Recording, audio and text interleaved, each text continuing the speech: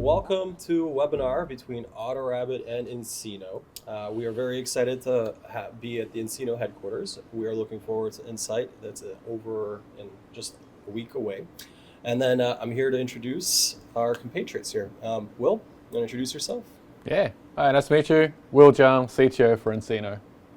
Prashant Sumudola, I am the VP of Products at AutoRabbit. And my name is Verola Mihailovic, and I run product marketing at AutoRabbit. And then we're really excited to be talking about the bank of 2030 and how to move agentic banking into production. So we're going to have some really exciting conversations here. And then we are thinking about where banking is going, why digital partners matter, why delivering new products, improvements, and implementations fast matters, and why we're all excited for Insight next week. So we're going to kick things off by asking, this is the moment for agentic banking. And why is this the time to move beyond the traditional digital transformation projects into agentic banking? Will? Yeah, so the way that I like to think about it is if you start from the customer experience, right? So if you go back to how did digital transformation start for banks? A lot of it was because from a consumer perspective, customers were going through the dot-com phase themselves in their personal lives. They had apps on their mobiles. Everything was now being digitalized, right, from e-commerce to the point of, obviously, we knew what Amazon did to the industry there. And so there was an expectation of, well, why should banking be any different, right? And I think that's the same with agentic banking. If you think about now where we know where the industry is going, especially from a technology perspective, and how consumers are now understanding what AI can do and can't do, right? The ChatGPT moment that we had a couple of years ago, right? I think there is that expectation now that whilst I think it's still early days, it's not there yet, I do think it's important for banks to start today. And the reason I say that is because AI is a different platform shift, right? It's a different technology, but you also need to get your organization accustomed to it. There's a compounding effect of learning, right? And so the later you start on the agentic banking journey, once the consumer expectation is there, right, for agentic banking, if you start then, that's going to be too late. So I think that's why the time is now. That's it. Yeah. Perfect. So as nCino evolves into this operating system for banks, what changes for financial institutions that are looking to transform themselves from what they are into this bank for 2030?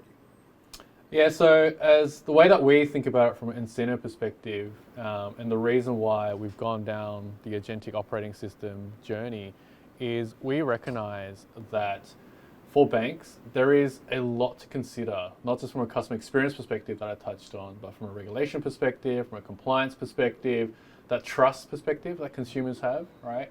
And how banking should be. And if you think about then what banks actually deliver to customers, right, in terms of that credit risk management for customers, to be able to actually deliver the financial means to get to their life's goals or their business goals that they might have with the bank. That's really important. So if you think about an agentic operating system, the way we think about it is not just a technology shift that we are powering here, right? It's really an operating system shift that we're thinking.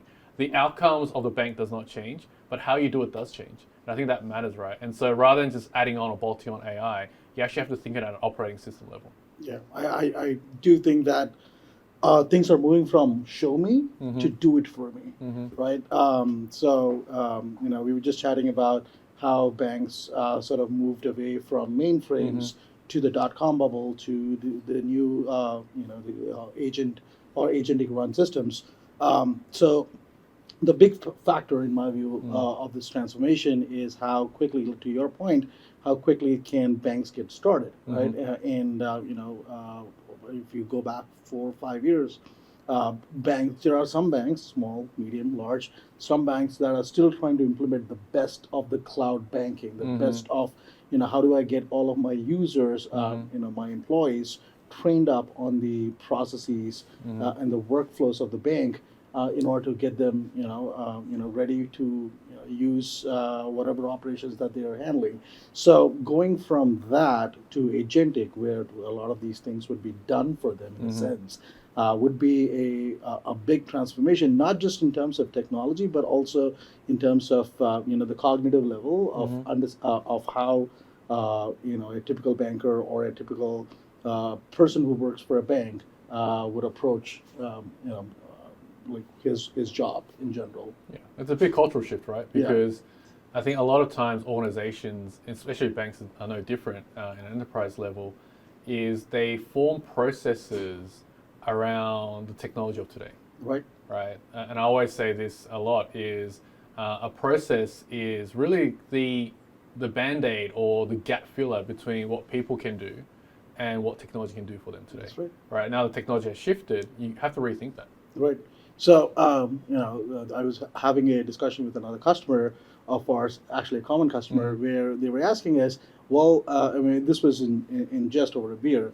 We were talking about, well, agentic AI, is it just not like RPA? Is it like not like robotic process automation, where you have a bunch of rules and bots in banks? Bots are already scraping up all of the financial data, going through all of the documents. nCino does the current nCino platform does a lot of these things. So how is like agentic AI different from an RPA, right? And that's where the intelligence part comes in. That's where the thinking part, the reasoning part. So an AI would not sort of go in and hit a wall and error out like in your RPA, but this is where it'll start thinking. Going back to your point on how the cultural shift, like all of the professionals, the banking professionals have to be ready for this kind of cultural shift, that you don't take over, you let the agent come to you with an outcome. So that's big change. I don't know if I've quantified it quite properly, but this is this understanding that it is just not the same technology anymore. For sure. So this comes to the question of agentic AI and when should banks start applying it? Because now we've heard lots of famous stories about Uber famously spending their entire engineering AI budget within the first 3 months. How should banks really think about applying agentic AI versus just applying AI for the sake of it? And I always go back to, you've got to understand the problem that you're solving or the opportunity that's in front of you, right? And I think that's really important because we can get so lost in, and especially for those of us who live and breathe this every day, we've got this echo chamber, this bubble that we live in, right? That we feel like you've got to use the technology for everything. But running a business has real implications, especially from a cost and margin perspective, right? So you've got to make sure that you understand you're using the best technology for the best use case, right? It's the right tool for the right problem type thing. And so when we think about it from an nCino perspective, is not everything actually needs an LLM, right? Not everything actually needs that reasoning model. Sometimes the rules base is a classic example. So it was funny, I was looking at one of the apps the other day, and like with any other apps, there was a chat on that app, right? There was something that I could toggle on and off before as a setting, as a user. They removed that and I have to go through a chat to do it. Now I've got additional clicks and additional things to do. And again, it sounds great because it's going through AI, but if I think about it from a user experience perspective, it's taken me longer now. I've actually had to understand, oh wait, I need to go through the chat to do this. And now it's actually costing me more as well from a tokens perspective. Yeah. So I think understanding that is really, really important. And so for banks, I would say start with that. And then start understanding what the technology actually does. And that's what I was saying before, like the agentic banking, you got to start today, is you need to understand what the technology does. So you can understand where to best use it for. And that only comes with experience, right? And that only comes with guarded experimentation that you can have within your risk appetite. But if you think about that, really where we're seeing great usage out of it is banking has a lot of data. It's always a lot of data aggregation, data understanding, right? Synthesizing data to understand the risk, right, of the person that you're dealing with as a customer, the business that they're having, right, and then the lending that you're doing to them as an example. And that's where really AI or large language models right now is making a real big impact, right? And then you provide agentic outcomes on top of that, and where the agent can actually have a tool that calls out to an LLM, but also has that thinking part, but then also has different tools where it's not necessarily always going to be non-deterministic. Absolutely. Right? There's going to be calculations, there's going to be tools that actually do the right things at the right time, the right steps, right? And that I think is going to be important. That's an important balance in a regulated environment to have. Yeah, and to going back to your question, what would be a bank in 2030? And I don't know if I'm far fetching, but I think the bank would be sort of invisible because you would have, your commercial, and maybe I'm far fetching, but 2030 is far away. But your take a simple loan operation. Your lending agents will be talking to the commercial agents, and they would be sort of negotiating the interest rates and negotiating the contracts. And once everything is flushed out, based on all of the different parameters, that's when the human comes in, and that's where the outcome happens. So 2030, going back everything that you just said, I think the bank by itself will become invisible, or sort of go into the background, and the outcomes would sort of be more forward facing, faster,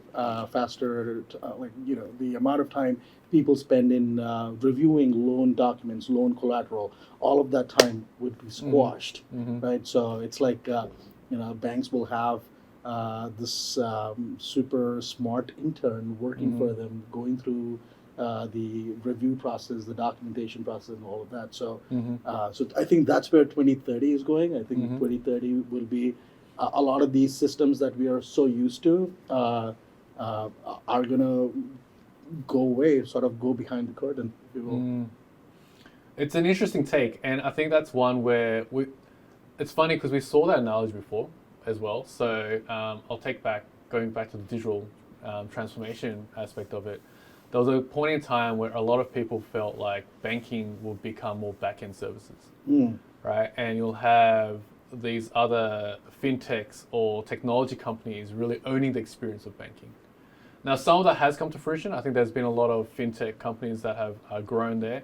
But I think what people don't realize is banking itself, because of the complexity and regulation behind it.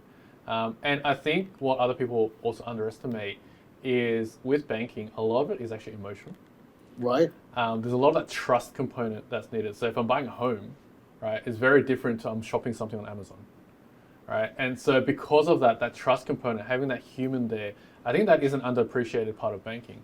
And so I agree, I think there's certain parts of banking that should be invisible, right? Because I don't think people wake up every day going, yes, I want to do my banking, right? I wake up because the banking enables me to do certain things in life, right? So I think that's the element where a lot of the friction in banking should disappear. But if I think about it, then banks have an opportunity now to go, well, okay, you can actually, as an institution, have even more impact onto your customers, right? A lot of the stuff that was probably not enabled because of the cost, right, of previous technologies, right, didn't enable you to do it. Now you actually can do it, right, with agentic banking in 2030. Yeah, and I think bankers will also have a lot more options just because of the speed of compute, if you will. So I agree that there would be more space for empathy, more space for relationship building. Yeah, relationship banking. Yeah, right. Like, real relationship banking. Real relationship backing, and all of the, the things of, what's your credit score, what's your documentation, all of that would be, sort of after the fact. Exactly. Empathy will take forward. I think that's a very, very interesting point. And then in terms of agentic AI, what is really critical is the operating system that you're on. What are your thoughts around best of breed AI versus all of the AI options that are available out there? So you first? Yeah. So yeah, I can take a swing at it. So I think more than the intelligence. So there are some frontier models, SOTA models, state-of-the-art models that we often come to use. But I think to Will's point, not everything needs an LLM, right? It's about the hardness that you build behind the scenes, and when do you want to call that intelligence? So, so I think and I think nCino is doing this, and that's where nCino is so much more different than any of the other agentic banking solutions out there. It's because they're building the hardness. They're not just taking and saying that, okay, now you have Claude Opus 4.7 on all of your banking. That's not what they're saying. What they're basically saying is, okay, here are the different partners that you will have in your banking workflow, and we built that harness, right? That's exactly what you guys did. Like you built the harness that is necessary to speed up banking operations more securely, more safely. So I think it's less about the frontier models and more about how you use that intelligence, and that is where you will see this completely different shift in how people think.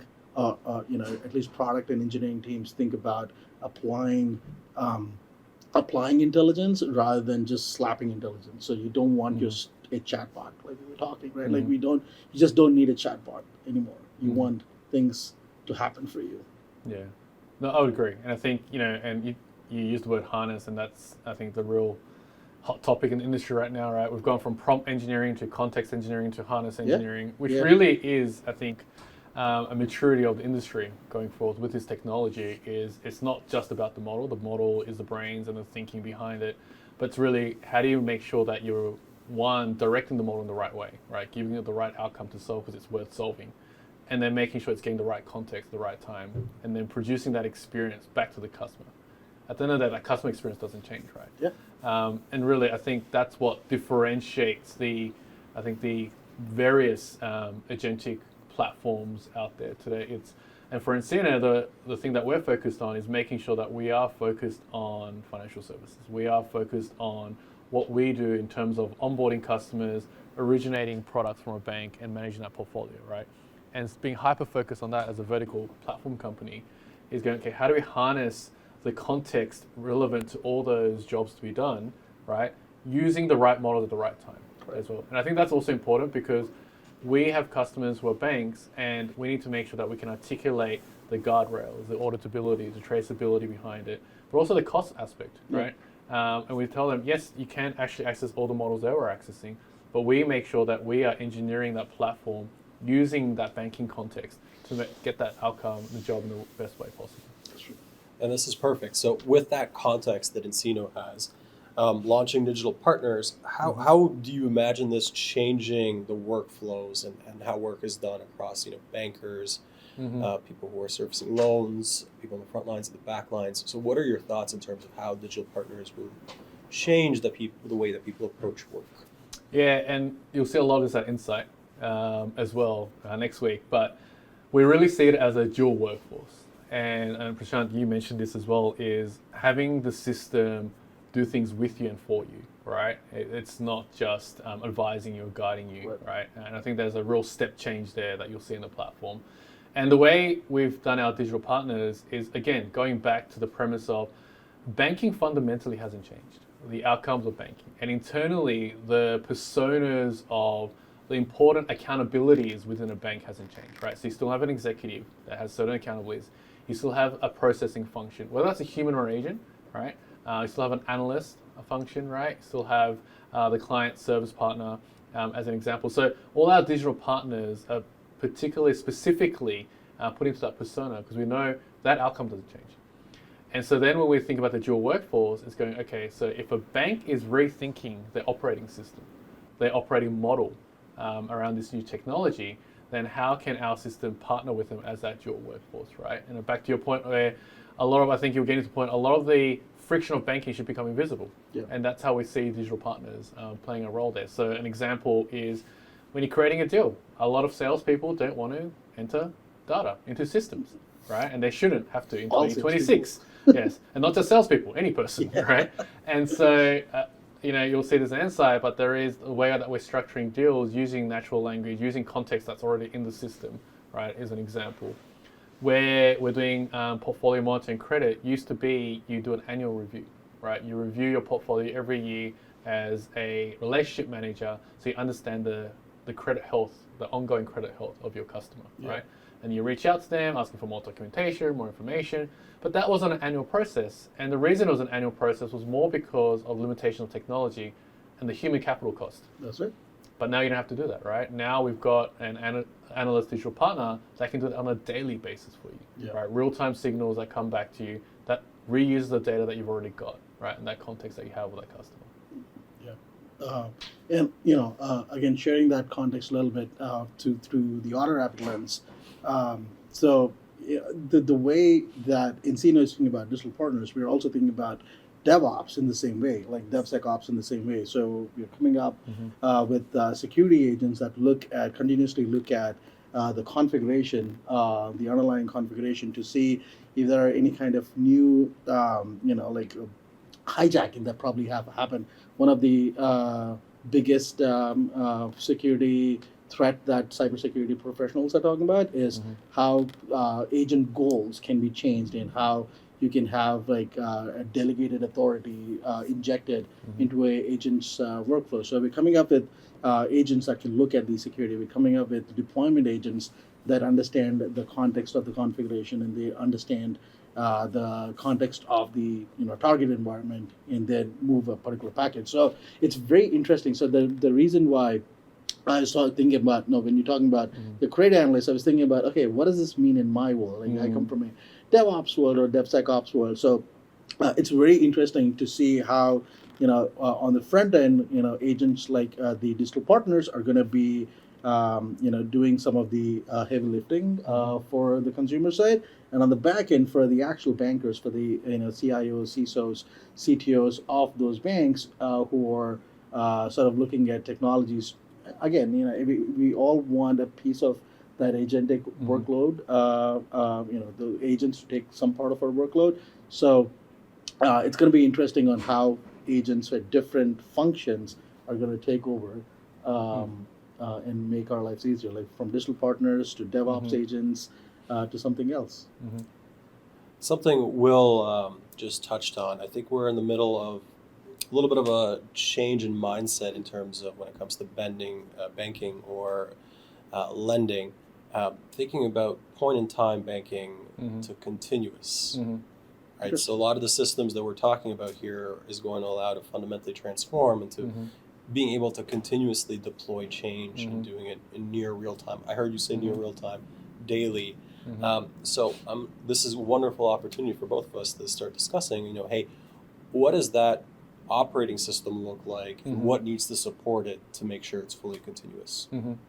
No, and it's a great question, right? I think it needs to be continuous because technology is there to allow it to be continuous, right? As an example, agents don't need to sleep, no rest, right? I think the only limitation is tokens at the moment, right? And the GPU capacity. So if we think about that, if you think a step back of banking, if you wanted to do something with your banker, you had to book time in, right? If you're still using a relationship banker, if you use the digital banking, there are still certain time limits that you might have, cut off for payment times, right? You need to call someone from a service perspective, they've got hours of operation. Okay, and so all these limitations that we have in banking and point in time is because either it's from a human capital perspective or because of a technology limitation that we used to have, right? And the way that the institution is organized as well. So if you think about that, and then you think about what the technology can do now, right? That continuous, timescale is really important. And that unlocks a lot of things. And for that to be real though, is you still need to then have, from an enterprise scale then, what does that look like from a reliability perspective? What does that look like from a trust perspective? What does that look like from a security perspective? Okay, and so really having an operating system that takes all of those into consideration is going to be important. It's no longer just I'm going to deploy an agent, right, that I've vibe coded that just runs 24/7 across my code base. It's, well, do you actually know what that's doing? What access does it have? Yeah. Right. I think that at an enterprise scale in a regulated environment is going to be even more critical. Yeah. Right. I think to you mentioned regulation and compliance. I think GRC would be where humans would be spending most of their time on. And there's this fantastic blog that you wrote where you mentioned you cannot prosecute a computer. It was a very nice tagline, and it stuck with me for a very long time. And compliance, regulation, governance at an enterprise scale, I think would become very, very important. And I think that's where DevSecOps as a process comes very close to solving it. What are those guardrails that you need as a bank, as a technology-oriented bank, in order to sort of move from just being an AI pilot to an actual agentic operating system. Yeah, for sure. Yeah. So this leads us to then talking about this continuous model that we have, and then what banks really care about the most is the data that they have about their customers. So as we move towards this model, what does data resilience mean as you're exposing more and more of this data to potentially customers more often and creating more interactions from your perspective? So you're going to have a lot more data Yeah. to start with. So the data governance and the data resiliency, as you mentioned, and the data lineage is going to be even more important now, right? And a lot of banks I know still haven't automated as much as they can. And I think that's going to be even more important and more critical today. The guardrails that you have and the security and access of data is going to be even more important. The classification of data to make sure, because if you think about it, I'll use chat as an example, the simplest example. We, from a banking regulation or industry perspective, is anything that's PII or PCI, right? There's certain data types that you have to encrypt, right, in transit and at rest. But if you think about it in a chat perspective, I could put in PII data, but that's not in a structured data format, right? So that is going to be critical for you to understand, okay, then what are my guardrails to understand from a chat perspective? Actually, this PII data being mentioned, I can actually abstract that and, obfuscate that as needed in real time as well. So there's even more considerations on that. So banks have already built that foundation, which they have through their previous digital transformation journey, right? Have the actual foundation to build on top of that. But those who haven't are going to find that this is actually going to 10x or even 100x the flaws and weaknesses that they've got in their data governance. I totally agree. And I think as the explosion of data happens, we all have heard this, like an AI agent is only as good as the kind of data that it is working with. So having that resiliency is, I think, will become a very important part of our daily life. Just like going back to the chat example, like I've been using chat for 2 years now, 2.5 years. I don't know what I asked it 1 year ago, right? Like so. Going back to the point, I think there needs to be, especially enterprises in enterprise scale banking, would require systems that are able to take snapshots of those data and keep those snapshots sort of on a timeline, if you will, and and provide the ability for a bank to sort of see the system at that particular time, at that particular time scale, whenever they want to, for auditability purposes or for but primarily for auditability and security or evidence tracking purposes. So I think resiliency, as we know, will move away from just take a backup of your data. No, I think that's not going to work anymore. I think you would need like a time scale of what was your data snapshot at this point, at this point, at this point, and why did the agent, like the probabilistic agent, do what it did based on the data that was available to them. So I think resiliency by itself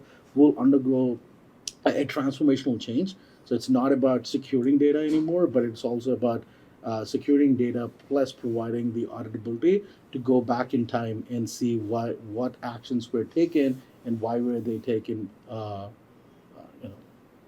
Have that traceability back. Yeah, and I think the other aspect as well is your overall data architecture. We talked about harness engineering before. Because there's so much data, I think with agents as well, as we're finding, as we're testing out these models, is making sure that you're providing enough context, but not too much context as well, right? There's the actual reality of compaction, right? It'll actually try to make it self-efficient and start compacting the context you give it, and sometimes it loses the context you actually want to give it, right? And so a lot of that engineering and thought behind just throwing all the data in there, it sounds great, but actually can cause more problems as well, right? And then there's the cost element to that. So I think just that, in a way, it's fundamental data architecture, but even at an amplified scale. Yeah. Right. Going back to what we were talking about, right? Like I think the industry has moved from like prompt engineering, and then you had like single-threaded agents, and now you're having swarms of agents, which led to this context engineering, harness engineering, memory engineering. So I think the progression was logical, And being technologists, we both work in tech, work with engineers. I think it's going back to those fundamental software principles of when you're writing a really clean implementation of your code, you want to make sure that how many database queries are you making? Are the queries that you're making are you putting them in a loop? Stuff like that. So I think the fundamentals of software engineering are coming out in a way where we're looking at a higher cognitive level of software engineering. So I think, not to bore you, but I think that's where technology itself is changing. So it is very important for banks to align with technology companies who understand this deeply. Like nCino is one organization who understands like why is hardness creating that hardness important. I've seen your competition, and quite honestly, all I could see was chat with an analyst about about your credit risk. Right? That's not enough, right? And quite frankly, I think that's lazy. And the same thing applies in DevOps as well. Our competitors are often coming up with chatbots, and we look at all of the relationships in your Salesforce org and go ask your Salesforce org a question. That's not what people want. You want to reduce. You have to pick up what are the things that are automatable and that you can pass off to an AI agent. Yeah. And maybe getting into something really specific about data resiliency and trusting it in production. With the nature of the continuous lending cycle or the continuous banking cycle, how important is the ability, and I'm going to say this in a really funny way, the ability to go back to the last known good instance or the last known good thing? Because with the speed, on occasion, some things will not work out the way intended. So for someone who's looking to become AI first, how important is this capability, do you guys think? Did you go first? So, to going back to my point, I think data resiliency by itself will change. I'm not. So I think so. I'll talk about what we are doing, right? Like, so we're creating this time machine. That word is not patented right now, but like, what kind of snapshot can I provide to my customer in a way that explains what are the actions that have been taken, right? So not just if you look at AI observability, and we'll probably will have a gazillion on this. Like when you talk about AI observability, it's just not the logs, it's just not the prompts, just not the cost, but how did the AI model or the AI agent, depending on what intelligence that you gave it, what are the series of steps that it took based on the context that was fed in and the data that was fed in, right? So when you're talking about data resilience now, you're not only just talking about the data only. You're talking about the context. You're talking about the prompt. You're talking about what model type you're using. If you're using Gemini 3.1, you'll get a slightly different output. If you're using Opus, you'll get a slightly different output. So as technology companies, our job is how can we make that as deterministic as possible with having the right observability mechanisms in place. So I think data resiliency and observability will sort of merge into a different monster. Yeah, I 100% agree. And again, I think just to add on to that, the basic fundamentals of good enterprise architecture, right?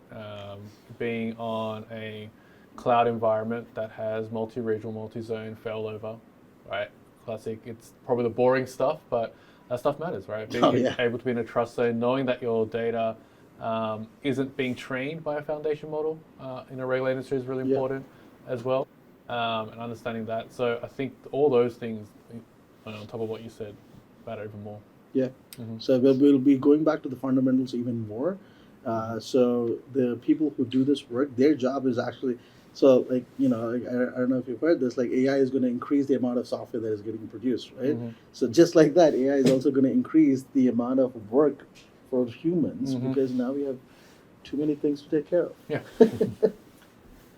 So, what must be true for someone who is an ideal bank who wants to start moving AI into production? So, Great what are question. what are some themes or things that you guys have seen that sets out world class folks who are trying to create innovation?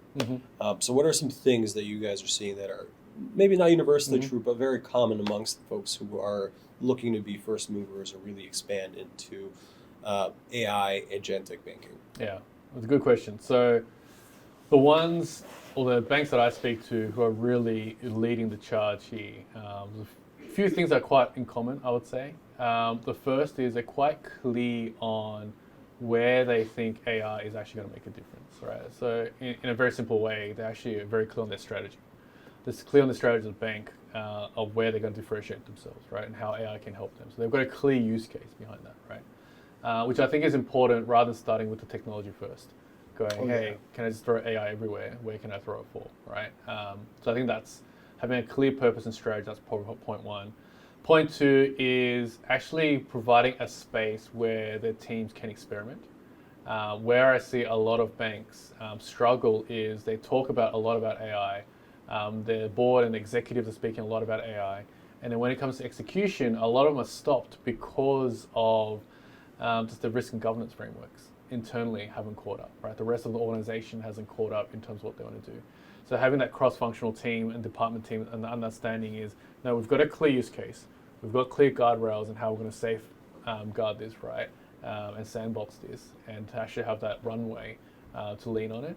And then the third thing is similarly, but internally, how do they continue upskilling their teams, right? On what the technology can and can't do, right? So one is, the easiest one is probably the engineering front, right? Is giving the right tools. Again, banks have obviously, from a regulation perspective, they need to make sure that the data is protected, right? No customer data is being used, all the things that we just talked about from a data resiliency and governance perspective as well. But that is really important because the more that the internal teams understand the potential of this technology, then the more the grassroots movement of actual opportunities of how to use this technology comes up, right?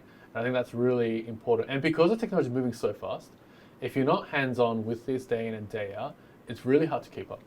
And I think it's really hard to understand the capability of what this thing can't do, right? So they're probably the three things that jump out at me. So well, let me ask you a question. Sorry, just a sidebar. So if I'm a bank, and we have a lot of common customers, so I can, a few of them are coming to my mind. So I, let's say that I'm in the business of credit, and I'm a very very small bank in a very remote part of the U.S. And I have 5 Salesforce admins looking at my Salesforce org. A couple of them have got trained at nCino, and they're managing it. So now I'm a new CIO at that bank, and if I'm starting to think, okay, where do I start in terms of automating my process? Now, until now, before agents, my leadership has always told me, figure out how you can automate it. Figure out the distance between, giving a loan and getting a lead, right? So if I'm a bank, where do I start? Like, do I come to nCino and look at call you guys, call your implementation team, and say that, hey, I want to for you guys to do a banking flow review, I guess. Where does it start? Yeah, and that's one of the ways, right? And I would say to that bank CIO is lean on your technology partners that you trust, right? And that could be nCino, it could be an AutoRabbit from a DevOps perspective as well, right? Is because all the technology companies now, right, at some shape or form will have AI, right? But what you want to do is making sure that you're partnering with the right technology partners who understand the critical workflows, right? And can actually help lead you into that transformation. And we're pretty clear from an nCino perspective. The reason we are, shaping and framing and building an agentic operating system is we know we are going to a world where there's going to be multiple agent frameworks. There's going to be multiple agent platforms. I don't think there's going to be an agent platform that rules them all, right? Especially in a big enterprise bank or even in a small community bank, right?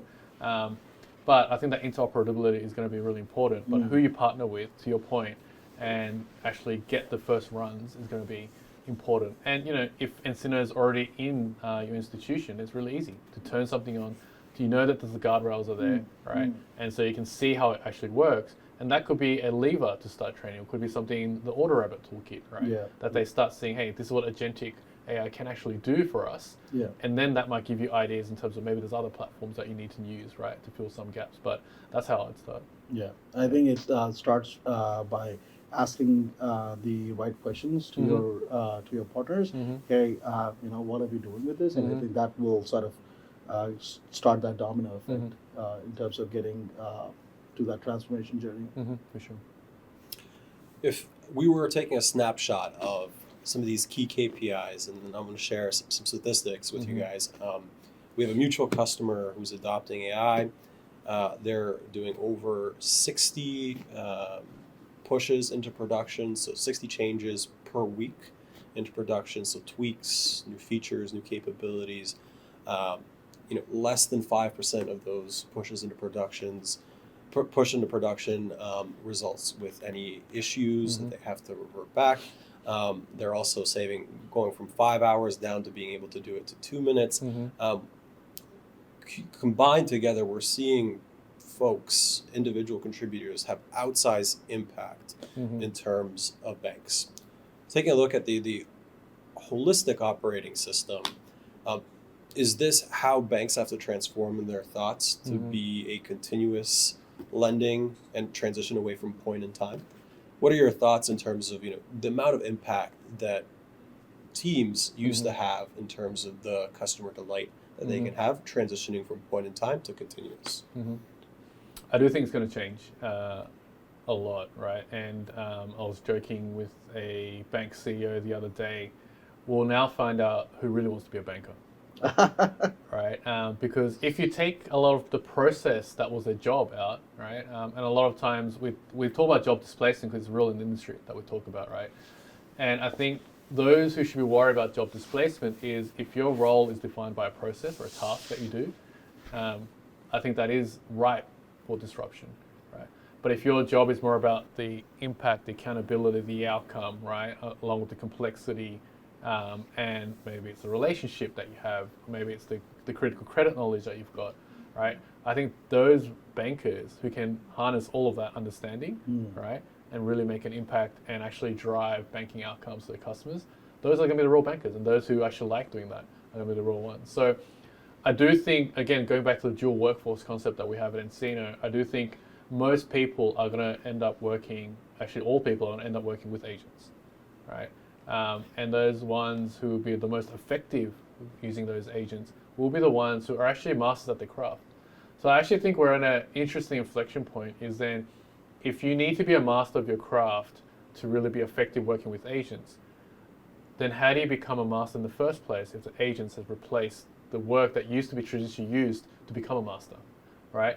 And that's a question that I think even internally in nCino, we are going through that process with our software engineers, right? We just talked about how engineering principles are really important, but if I'm so used to, I've grown up with one of my agentic IDEs giving me the actual draft PR, and I didn't have to think about the dependencies, the architecture behind it, then how am I training them in the first place? Yeah. Right? So that, I think, is going to be important. But once you so that's a problem that we need to solve I think, for all industries, frankly, to work in that dual workforce. But to that point, that then allows that continuous process, right? Because again, it's humans that are customers, right? At the end of the day. Yeah. And so those people that want to get the outcome, right? They're going to wake up to a certain outcome now with multiple agents working towards each other. And so that interaction is going to be more important. Yeah, I think even if you look at pre-AI world, the teams that used to push faster and more frequently to production are these high maturity, high engineering, or I actually call them teams who understand engineering principles far deeper, stronger than the rest of them. To be to move faster, you need to have a strong foundation, right? So, and the same thing applies to AI. To Will's point, I think to be continuous, you need to be master of the craft. I think what you what you just said. Are you the I don't think I'll be able to repeat it, but do you master the craft or do you master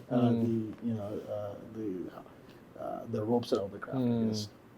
I guess. So even we will see in all walks of life this different maturity curve of how banks and the common customer that you were talking about. The reason why they're there is because they have a very strong engineering team. They have a very strong trust with like DevOps vendors like us, AutoRabbit, and the banking partners like nCino. So the fundamentals are not going to change. The way we do work is changing. That's all. I think also the what people are going to start realizing, and I think a lot of people actually have started realizing, is agent sprawl. Right? Is how you're going to maintain, if everything's continuous and you have a lot of continuous agents across multiple, whether it's homegrown, whether it's through vendors and partners, that's going to be interesting, right? And I don't think the world needs more software. Yeah. I think the world needs better software. Yeah. Right? And so it's not about the quantity. And I think people are so enamored with quantity at the moment because they think that quantity equals efficiency. That's not always the case, right? In the actual case, quality is what matters more, right? Correct. So I think institutions going to that continuous model and that joint customer of ours that has that high engineering practice is still using nCino and AutoRabbit, not because they can't build it, but they can. But it's not about the build, right? It's actually having partners that will provide the quality for them, so then they can focus on what differentiates themselves as a bank. Correct. Right. I think that's an important distinction and decision that a lot of more banks will need to make. Yeah. And then I heard Will use a really interesting word in terms of the impact of the change, and thinking in terms of your own team about the dependencies and understanding about, hey, I'm making such rapid change, but who am I touching? Because a bank's never very simple. There are so many different areas of the business that you can touch with a simple change. How does one begin to really, with the acceleration of change, how does one begin to think about this? Yeah. And in my mind, and to the point I just made, I always think simple is best, right? Yep. And I think with digital transformation, a lot of banks went through a simplification, right? They realized they had 20, 30 applications or maybe hundreds of applications. A lot of it was homegrown, maybe 30 years ago with that technology back then. Nobody knows it anymore, right? Or the person who knows it retired. And so they went through a whole simplification phase, and we're almost going the other way again with agents.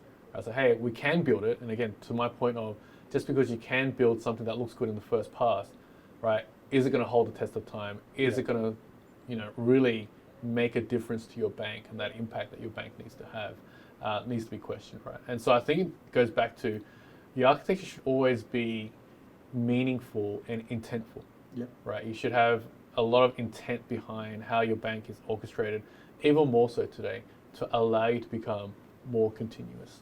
Right. And I'll go back to the other point that we touched on, fundamentals, right? So even today, again, to remove AI from the equation, you're pushing changes very frequently to production.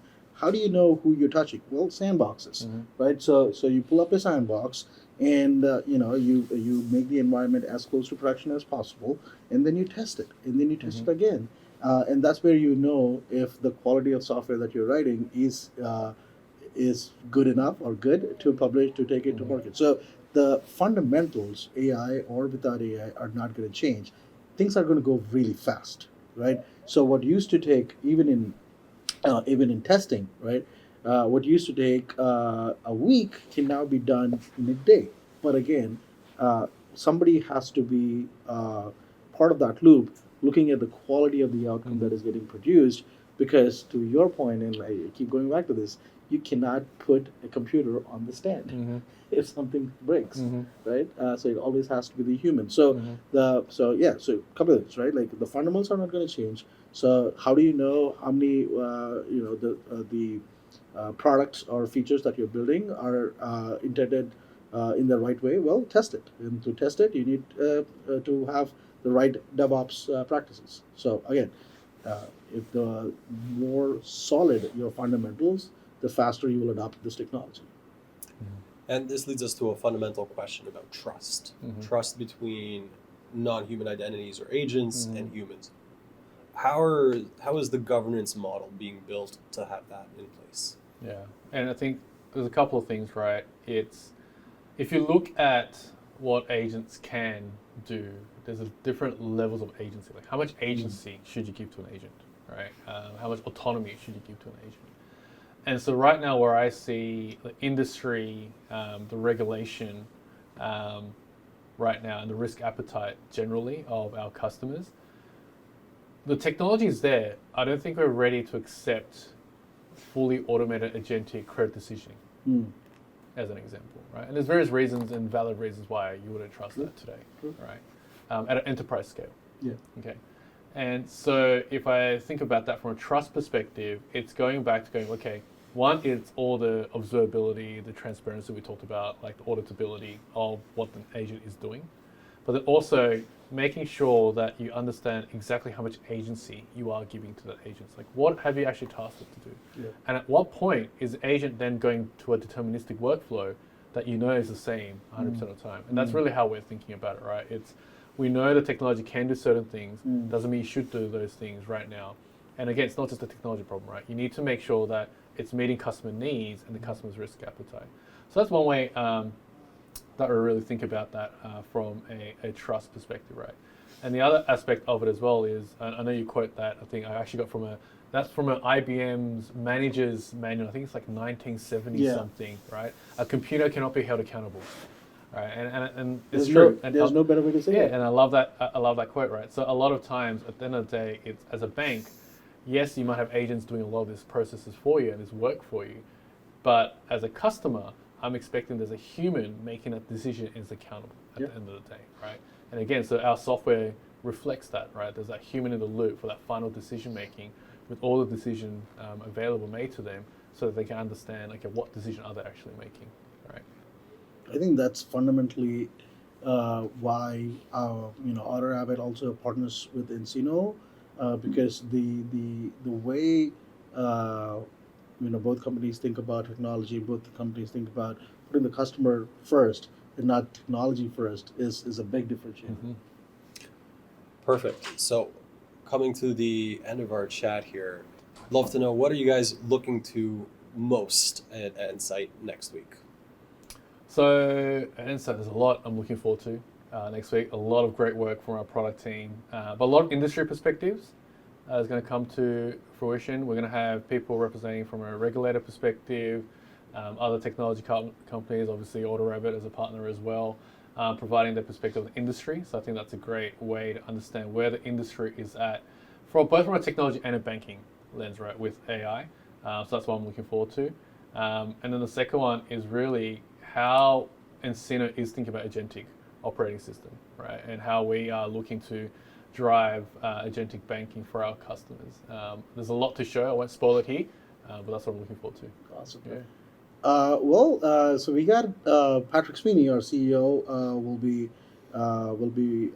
doing a major session where we want to talk about some of the things that we'll be rolling out to support nCino's journey through this agentic operating system. We spoke about a lot of these things. Again, I don't want to spoil the cake, I guess, but there will be a couple of announcements that will be made that help banks who implement nCino and who want to go fast with nCino. How can AutoRabbit help them? So that is I'm actually very excited to come back to Charlotte again. So get away from the cold a little bit from Chicago. So this will be a nice sort of switch. Perfect. So please join us. If you have any questions, please drop it into the chat and we will respond to you guys right away. And then ultimately come see us we have a happy hour during nCino, and then we have 3 presentations, including 1 keynote. So looking forward to it. Well, thank you very much, Will. Thank you, Beryl. Thank you. Thank guys. you. Appreciate it.